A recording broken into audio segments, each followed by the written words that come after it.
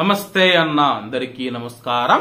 Kuwait లోని విద్యుత్ మరియు నీటి వ్యవహారాల మంత్రిత్వ శాఖ కీలక ప్రకటన చేసింది. కువైట్ దేశవ్యాప్తంగా ఉన్న 6 గవర్నరేట్లలో కువైట్ లోని సెకండరీ ట్రాన్స్ఫార్మర్ స్టేషన్లు ఏవైతే ఉన్నాయో వాటిలో నిర్వహణ పనులు చేపడుతూ ఉన్నట్లు ప్రకటించింది. ఈ రోజు శనివారం ఫిబ్రవరి 1వ తేదీ నుంచి పనులు ప్రారంభమవుతాయని చెప్పేసి, అలాగే ఈ పనులు ఫిబ్రవరి 8వ తేదీ వరకు కొనసాగుతాయని చెప్పేసి మంత్రిత్వ శాఖ ఒక ప్రకటనలో తెలిపింది.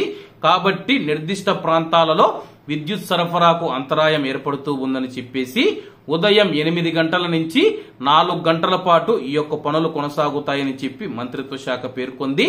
అలాగే నిర్వహణ పనుల కారణంగా కొన్ని ప్రాంతాలలో మనం చూసుకుంటే విద్యుత్ సరఫరాకు అంతరాయం ఏర్పడుతూ ఉంది.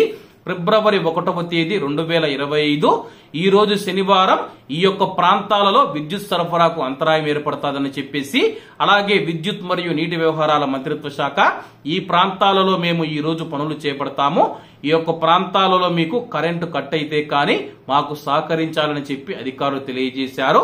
అలాగే ఈ రోజు మనం చూసుకుంటే Kaifan, Doha, Salwa, Hawalli, Khaitan, Farwaniya, Abdullah Mubarak Al Sabah, Jahra Al Ayoun ప్రాంతాలలో మనం చూసుకుంటే విద్యుత్ సరఫరాకు అంతరాయం ఏర్పడుతూ ఉందని చెప్పి, ఈ ప్రాంతాలలో ఈ రోజు మేము ట్రాన్స్ఫార్మర్ స్టేషన్లు ఏవైతే ఉన్నాయో సెకండరీ ట్రాన్స్ఫార్మర్ స్టేషన్లు రిపేరు పనులు చేపడుతూ ఉన్నామని చెప్పేసి ఈ ప్రాంతాలలో ఈ రోజు కువైట్ లో విద్యుత్ సరఫరాకు అంతరాయం ఏర్పడుతూ ఉంది. ఆ ప్రాంతాలలో ఉన్న ప్రజలు గమనించగలరని చెప్పేసి మంత్రిత్వ శాఖ అధికారులు తెలియజేశారు. కాబట్టి అందరూ బాగుండాలి, అందులో మనం ఉండాలి. అందరికీ నమస్తే అన్న, జై హింద్.